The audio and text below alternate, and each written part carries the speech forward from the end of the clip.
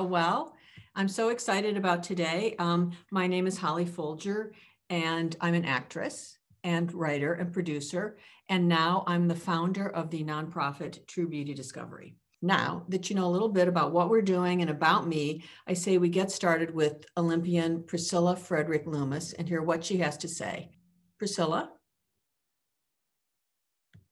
can you join me? Hi. How are Hi, you? sweetheart. Oh, I'm good. And you? I'm fabulous. I'm You glad. you look glorious. Thank you. It's spring here, you know. It's sunny and it's not snowing, so I'm pretty happy about that. Isn't it amazing? We've been like rain and cold and windy, and now the sun. It's hitting my beautiful makeup perfectly, so I'm in good spirits. You are in New Jersey, correct? I'm in New Jersey. I'm in Wildwood, New Jersey. Oh, okay.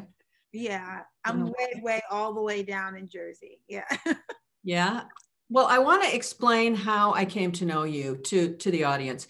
Okay. Last October, I was looking through CNN and I saw an article about you, about, you know, you're an Olympian. You're you're extraordinary. And I read this article about you with struggling with your weight, with how you look as an athlete. And it's just struck me. I was so moved by that, and I wanted to get to know you. So I Instagrammed you, and you know, Yes. there we go. But anyways, just tell me a tiny little bit about kind of about that article and your journey in terms of, you know, like in other words, you were born in New York. Yes. You live in New Jersey. Yes. And your father you have dual citizenship. Yes. Yes. Help me to say this right. Is it Antigua or Antigua? Antigua and Barbuda. Okay. Yes. So I was born in New York City, and my mom was a single parent raising my sister and I. And so she moved us to New Jersey. And so she was able to just have so much courage and strength to be able to do this by herself. She put me through private school all my life and pretty much was just like my warrior. She was everything. And so it wasn't until 2014 I had graduated college that I was really pursuing track and field as a career. And one of the girls that I was training with at the time represented Antigua and Barbuda and said that her grandfather, you know, her grandfather was born and raised there. And so that's how she has dual citizenship. And so for me, I was just like, I'm from Antigua and Barbuda. My mother's from Dominican Republic. I definitely could represent another country. And so I went the route of Antigua and Barbuda because it was something, it was a culture and a part of me that I didn't know. And so in 2014, I started representing Antigua and Barbuda, got my passport, and have been representing them ever since, and represented them in the 2016 Olympic Games. What was that like? What was that even like? I just can't imagine it. I'm so, you know, female athletes. I'm in awe, and I'm in awe of what you do and in the training and the commitment. I mean, that's the thing that struck me about you. And maybe I'm getting ahead of myself, but the thing that struck me about you was your commitment to what you wanted to do. It was so moving. I love that the CNN piece was able to highlight a different part of what most people see, and even what different from what most people see on my social media. And so there are certain things that I have kept a little private because I don't want to out anybody or I don't want to disrespect anybody. And I want to make sure that the narrative and the dialogue is as truthful as it needs to be. The process to be a Black female field event athlete is, I truly think, one of the hardest of any sport. I will say that. And so I represent Antigua and Barbuda, which has, I guess, lines of a little bit of sexism, and they're not very big on promoting field events. So everything that the history shows is male athletes, sprinters. And so coming into it, I knew that I wanted to change that narrative and put some respect on female athletes. That was a huge thing. And so my journey of courage and strength came from a journey that continuously was one of failure and trial and error and having to rise again and again and again to every occasion. And so when you Google me, it's never like gold medalist or she's signed by Nike or she's like, you know, in commercials and does this. It's always the underdog. And so for me, I changed the narrative of an underdog being a negative thing, and I changed it to a positive. And so the CNN piece highlighted a part of the journey that was really, really difficult. And for me, I never allowed it to consume my journey or my narrative because that I didn't want that to be what people associated with me. I dealt with colorism. I've dealt with racism. I've dealt with weight issues. I've dealt with being broke. I'm 32. I'm still unsigned, meaning I don't get gear shipped to my house. I don't get sneakers shipped to my house. I don't have a huge bank account. And so for that, I'm very open and honest. But the journey that I've gone through gives me a sense of pride, of courage, self-love, and this warrior superhero spirit that I absolutely own and I'm so grateful for. And I think it gives me such a feeling of freedom because I own my story and I've learned through it. And so I say this, and I wanted to do the CNN piece because I knew that there were other people out there, one, that had the misconception that I live a wonderful, amazing, easy life. And one of the things I always say is easy never got me anywhere. Nowhere in life.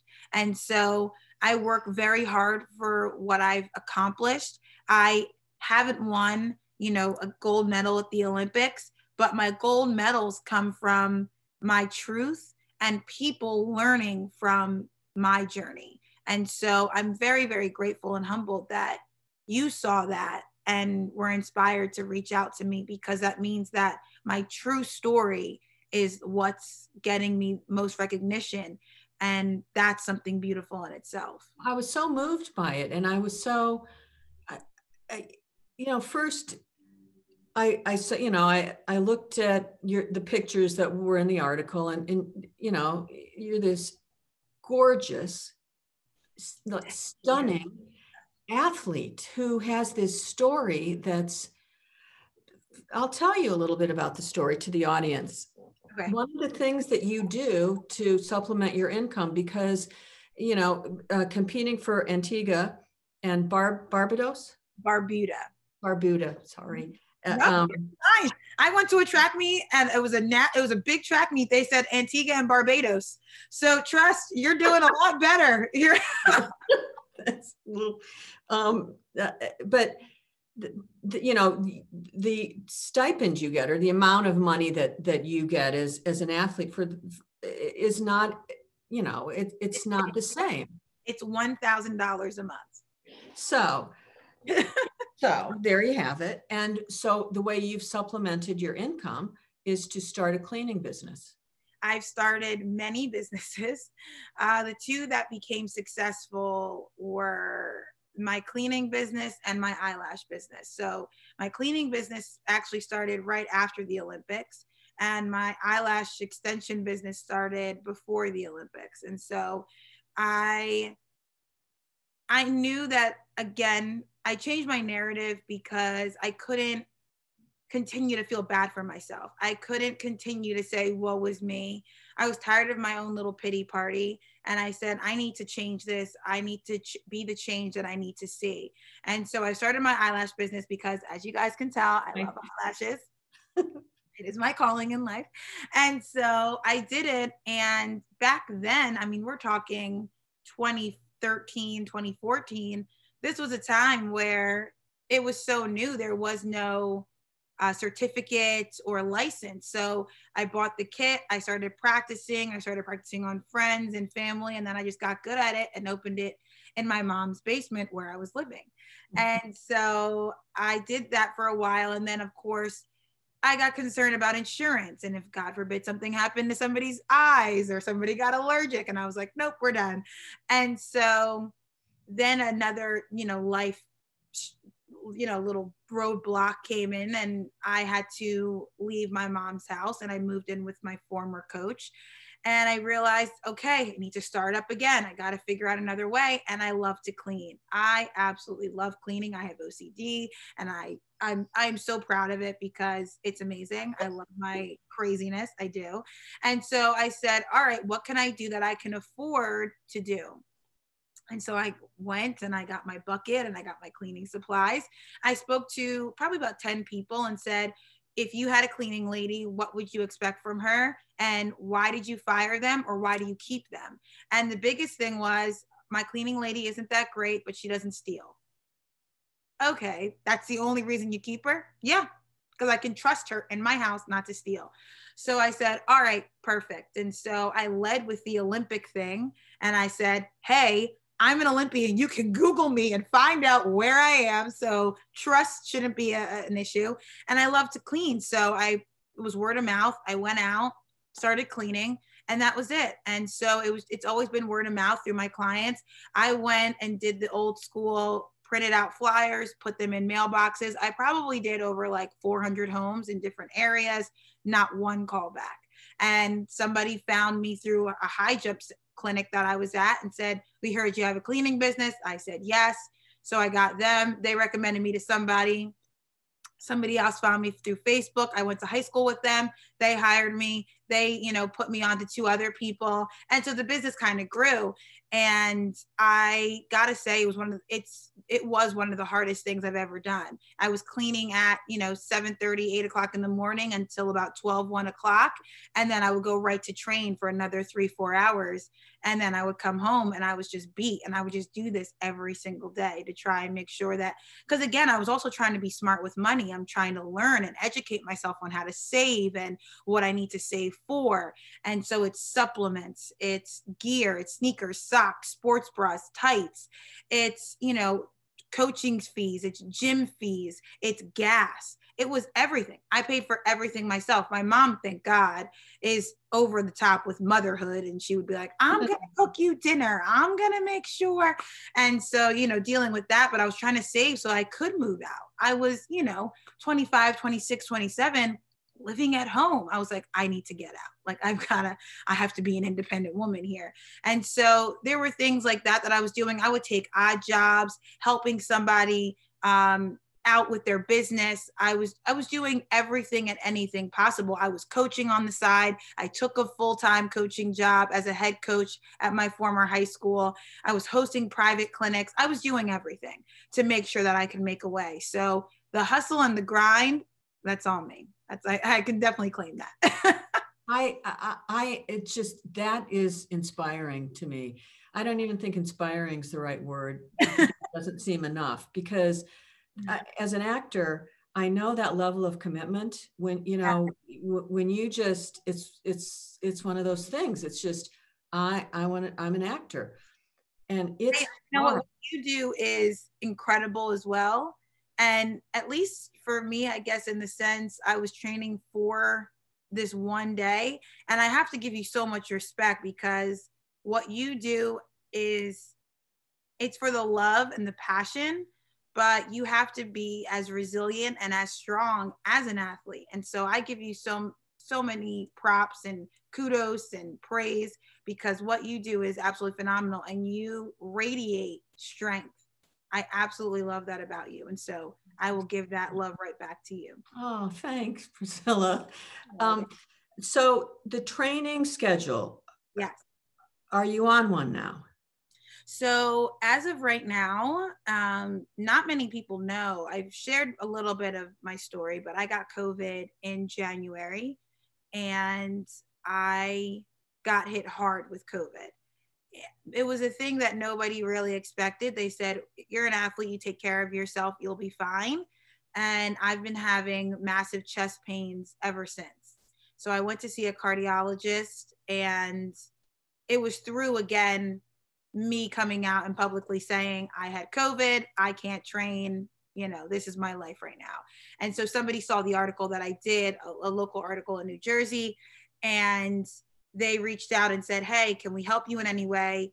And I said, look, I just need a cardiologist, because when I pick up the phone, I think people think that I have some secret line that says, oh, I need a doctor. Oh, I need this. Oh, I need this. I'm just going in as a regular person saying I need help. And so it was around February 14th, my birthday. And I was calling doctor after doctor. And they were like, the earliest we can get you seen is March 8th, March 20th, March this. And I'm like, I need to get seen now because I need to train. And somebody said, yeah, we'll get you in. So I saw somebody virtually that week.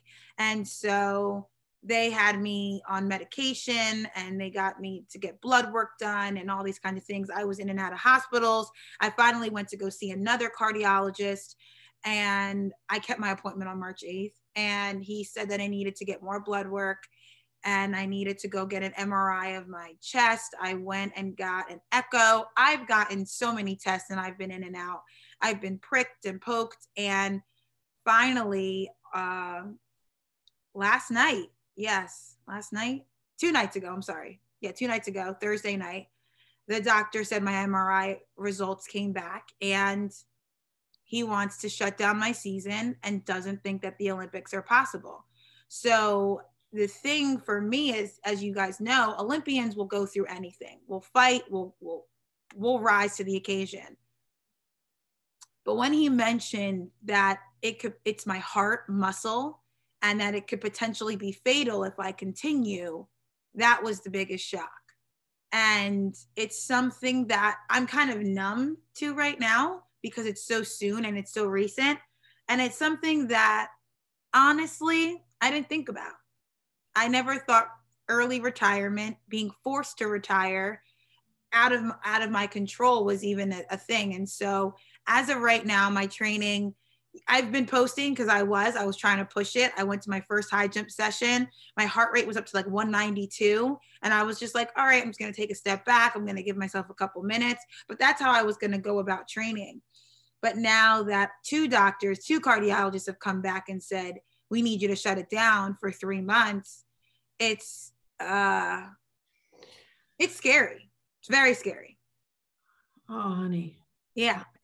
But it's one of those things. Sorry, I'm freezing. My husband does not keep the heat on ever, so this is why I'm in a blanket. I wish I could be sitting at a desk or I'll freeze. But it's one of those things where everything happens for a reason. I have put everything into track and field. My love, my hope, my fears, my ambitions, everything.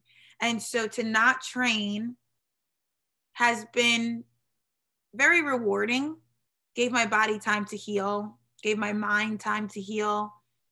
It allowed me to spend a little more time with my husband, which we never had. It's allowed me to fall in love with the sport again. It's allowed me to heal. I'm still dealing with it. It's something that by tomorrow I need to make a decision on whether I will take the doctor's advice or not. That's where I'm at. You're getting a very real and candid perspective from my where I'm at. I need to be a leader. And that's always what I've wanted to be. I needed to be a good role model. And so it's up to me looking forward as to what this leadership role will now leave. Is it me going against doctors' wishes and being fine and winning an Olympic gold medal? Is it me having major complications down the road because I didn't take their advice? Or is it me quitting and having to retire and having kids look at that? These are the kinds of things that I'm also thinking about. Switching countries and representing a smaller island where people don't know where it is, people can't, find it on a map. I put that pressure on myself, and I wanted to put respect on my country's name. I wanted to be there for my country and represent its people in the best possible way. I represent Caribbean females. I represent Black females, African American females. I represent female athletes. I don't know if I can just say, okay, I'm done, or if I need to fight the good fight. So I'm unsure about what I'm going to do. The heart is not an organ you want to mess with, but my warrior spirit is not something that anybody can mess with. So I have a lot to think about in the next 24 hours. Yes, you do. Yeah.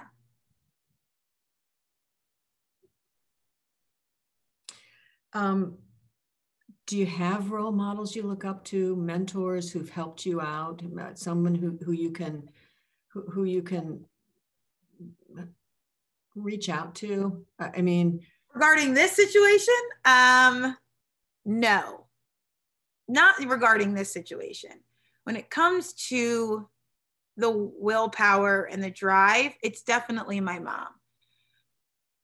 When you think about single parents, it's such a coined term, but I don't think people realize the day-to-day struggles and what they actually have to sacrifice to give their kid everything. I've seen my mom cry, fall to her knees, but always stay strong to her values and, her morals. And when I look at a decision like this and my track career, I think about, did I make her proud? Was I able to bring her home an Olympic gold medal? No. All that she invested, was I able to reinvest in her? And so I always think about that, but I also look at every woman that has fought the good fight for me to be where I am. And I look at all women who have broken down barriers and have had shown so much bravery to be exactly where they are and feel confident where they are. So when it comes to role models or inspiration, I find inspiration wherever I go, because every day I'm in a different part of my story, and it requires people to meet me where I'm at. And so things like, even today, this is a chapter in my book, and being with you and with this audience and with Paige, you guys are my role models, because you're giving me the validation to speak my truth, and you're giving me the same love that I'm giving you. So when it comes to role models, anybody that's positive, courageous, and has fought the good fight, I think they deserve that badge of role model status. Absolutely. You're my role model. Oh my goodness, stop it. Don't make me cry. If you make me cry on this, I know, I'm like, I'm gonna come find you, Holly. Oh man. Now, I also talked to you when we first talked. You also have a dream, yes, of acting. Yes, very much so. Yeah. So I was also taken with that aspect, because you know, I mean, check it out. You were like the warrior woman. When to watch you and to see you do what you do, man, it's gorgeous. There's something about watching an athlete like you. It's just, it takes my breath away. It takes my breath away, because in those moments you see all that work. Yes. All that work that went into getting you in those particular, competitions. Yeah. And it's just, it's beautiful. It's But something you also taught, so hard for. Yeah. And that's what you see. You only see this little bit, but to get that little bit and for us to feel so confident where we are, so many days, so many hours. but I also read like you and your husband train in your driveway and you take, wasn't it the water bottles that Yeah. you fill up so because you can't go to the gym? Yeah, we had the jugs of water, the gallons of water we filled up with sand, and we would lift those. We would be in my driveway because we don't have a garage. I was doing anything in my living room. I'm resourceful. It's what we have to do. We made it work. And so COVID hit us, it hit everybody hard. So over the summer, when they didn't really make a decision on when the next one was going to be, it was obviously postponed. We just weren't sure when it was going to happen, but I needed to make sure I was in shape. They weren't really canceling meets like that. So when you see somebody else competing, you're like, okay, I could get the call any day. So I need to do whatever I need to do to make sure that I'm at the level that I need to be at. So when you were little, Yeah. were you an athlete in high school? I was an athlete in high school, but I was most known for being on stage. You were? All the time. Yes. I was talking to my husband about it because I got the superlative of America's Next Top Model. Like there was nothing athletic in my future. Like there were so many other people that were like super sports orientated. And I was like, oh, that's not me. Like I want to be on stage. I want to be the next Beyonce. I want to be entertaining people. Like that was my thing. And so I knew that acting was always going to be where I ended up. And my mom said, I know that's your passion and that's your dream, but let's use track as a way to get you there. You can always act, but you can't always make these Olympic teams. And so I said, okay, I'll make a name for myself and then I'll go. And now that I'm, an athlete and I might have to move forward to my next novel of my life. I am so excited that now I can add stunt work or being a stunt double. And now Marvel is taking over and there's so much Pixar work and stuff. So for me, I'm like, this is such a wonderful time to be who I am entering the field. And so as much as I am scared of the next chapter or the next novel, I say novel because I have volumes and I feel like this was just volume 1. This is such a small portion. And so I have so much more to give and so much more to offer. And I have so much more to entertain the world with. So I definitely am going to start acting. I'm whipping up my reel and I'm, signing up for backstage and I'm doing these things so that I can hopefully reach more people, because the biggest thing for me, I've always wanted to entertain people. Always. I want people to feel happiness and joy whenever they see me. I want the Tom Hanks appeal. Whenever somebody sees or hears from Tom Hanks, they're just like, I'm ready. I worked with him. I know you guys are BF for L. I get it. That on this, I see, I can look at people on this who are participating in this, and there are a lot of actors on this, individuals that I worked with years ago at a Shakespeare festival in Lakewood, Ohio, which is where we all met. Yes, yeah. And they're on, and hi, you guys. Lovely to meet you. Yeah. It's funny because I Instagram messaged or tagged his wife. And she replied to me and messaged me, and I was like, oh my God, I'm so cool. My pinnacle, I've reached it. I've reached the highest height. And so for me, it's a beautiful thing to be connected and see that the acting world has its own, group. You guys are, loyal to each other and like good friends stay good friends. And it's the same way with track. Like I'm not friends with, Allison Felix or anything, but my little group of friends were like diehard. One of my best friends is somebody I met through track and field. And so it's wonderful to know that I have someone like you who, and everyone who's watching, I loved Holly. I loved Holly from Xenon, and I will brag about this. And I always wanted the Aunt Judy. I was like, I want to be Aunt Judy. I want to be the fun, like, oh yes, I like all my nieces and nephews will come to me and be like, I need your help. I want to be like, I loved your character. I loved it. And then getting to talk to you, and obviously you've worked with Ellen, and so to look at your past and to know this is what you're doing, it gives me such hope that I can have a career and be able to give back as well, and have this beautiful light and this beautiful aura about you. And so I hope I can follow in your amazing footsteps. That's the goal. Oh, hon. I can only hope. I do want to act.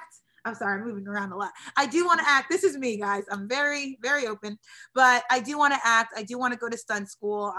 My husband's a teacher, so he's kind of tied down in one place. I can't just be like, you can just teach wherever, but I'm trying to balance it all. So the plan was obviously to start stunt school this summer after the games, but we'll see what happens. It might be a lot sooner.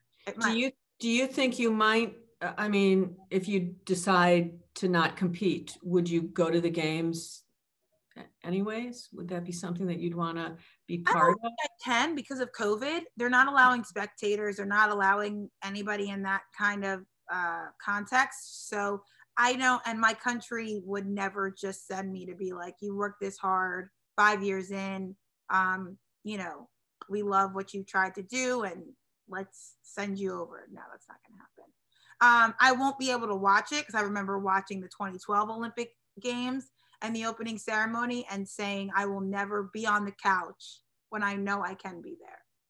So it'll be something of, I told myself I would have a very thought out, planned out meltdown.